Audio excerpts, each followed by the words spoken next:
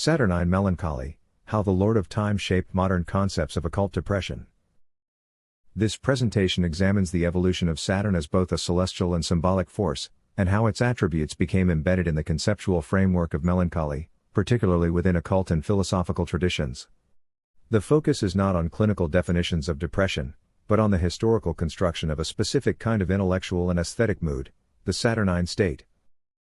We begin with Saturn in its earliest context. In ancient astronomy and astrology, Saturn is the outermost visible planet, slow-moving, distant, and associated with limitation, time, and structure. Unlike the faster, brighter planets, Saturn's motion is deliberate and restrained. This slowness becomes symbolic.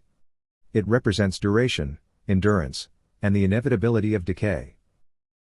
In classical mythology, Saturn, identified with Cronus, is a figure tied to time and consumption. He devours his children, a metaphor often interpreted as time consuming all things it creates. This association establishes Saturn not as a force of chaos, but as one of inevitability. It does not destroy randomly, it enforces boundaries and endings. Moving into medieval thought, these associations are formalized within humoral theory.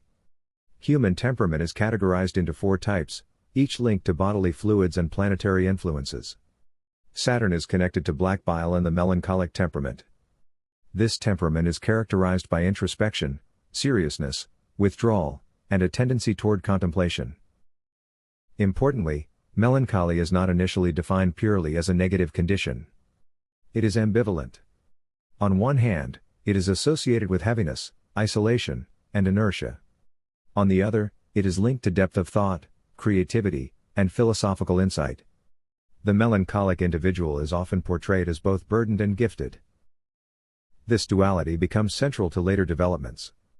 The Saturnine figure is not merely depressed, they are reflective, analytical, and often intellectually rigorous. Their distance from ordinary social engagement allows for a different mode of perception. They observe rather than participate. During the Renaissance, this idea is further developed. Melancholy becomes associated with scholars, artists, and thinkers. The famous engraving Melancholia I by Albrecht Dürer captures this state visually, a figure surrounded by tools of knowledge and creation, yet immobilized, suspended between potential and action. The image reflects a condition where awareness is heightened, but resolution is deferred. At this stage, Saturn is no longer just a planetary influence, it is an archetype.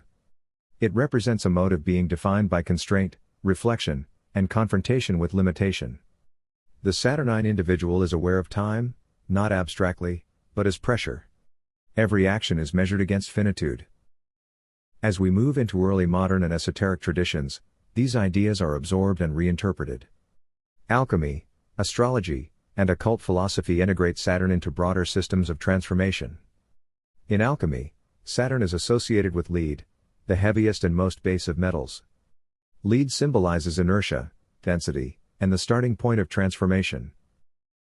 This is where the connection to occult depression begins to take shape. The Saturnine condition is framed as a necessary stage, a descent into heaviness, limitation, and introspection that precedes transformation. It is not the end point, but it is unavoidable within the system. However, over time, this transitional stage begins to take on its own identity. The aesthetic of heaviness, isolation, and depth becomes appealing in itself. The image of the solitary thinker, withdrawn from society and engaged in internal struggle, becomes a cultural archetype. This archetype persists into modern interpretations of the occult.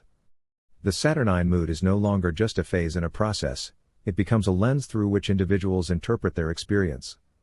The emphasis shifts from transformation to identification. Instead of moving through the state, one begins to inhabit it. The presentation argues that this shift is critical. Historically, Saturnine melancholy is part of a structured framework, humoral balance, alchemical progression, or philosophical inquiry. In these contexts, it has a function. It slows, concentrates, and deepens perception. In modern contexts, particularly within certain occult or aesthetic communities, the structure is often removed. What remains is the mood, heaviness, introspection, distance. Without the original framework, these qualities can become static rather than transitional. This leads to the concept of occult depression as an aestheticized condition. It is not simply sadness or clinical depression, but a stylized form of melancholy tied to identity. It draws on historical symbols, Saturn, lead, darkness, but does not always retain the processes those symbols originally implied. At the same time, the Saturnine model still offers a useful analytical tool. It highlights the relationship between limitation and awareness. Saturn imposes boundaries, but in doing so, it forces confrontation with reality. It strips away excess, leaving only what can be sustained. This is why Saturn is also associated with discipline, structure, and long-term thinking. Its influence is not purely negative. It is restrictive but also stabilizing. It defines limits within which meaningful action can occur. The solitary, melancholic seeker, central to this presentation, is a product of this tension. They are shaped by awareness of limitation but also driven by the desire to understand it. Their isolation is not purely social, it is conceptual. They stand at a distance from immediate experience in order to analyze it. This position can produce insight, but it also carries risk. Without movement or integration, the Saturnine state can become self-reinforcing. Reflection turns into rumination, structure into rigidity, and depth into stagnation. The historical trajectory outlined here shows how planetary symbol evolves into a psychological and cultural archetype. Saturn moves from astronomy to mythology, from mythology to medicine, from medicine to philosophy, and from philosophy into modern identity frameworks. At each stage, certain elements are preserved: slowness, weight, limitation, time. What changes is the context in which those elements are interpreted. The meaning of Saturn is not fixed, it is adapted to the needs and assumptions of each period. In conclusion, Saturnine melancholy is best understood as a constructed model, a way of organizing experiences of heaviness, reflection, and constraint. It is not inherently pathological, nor inherently transformative. Its effect depends on how it is situated within a larger framework. When embedded in a system, it functions as a stage, one that deepens awareness and prepares for change.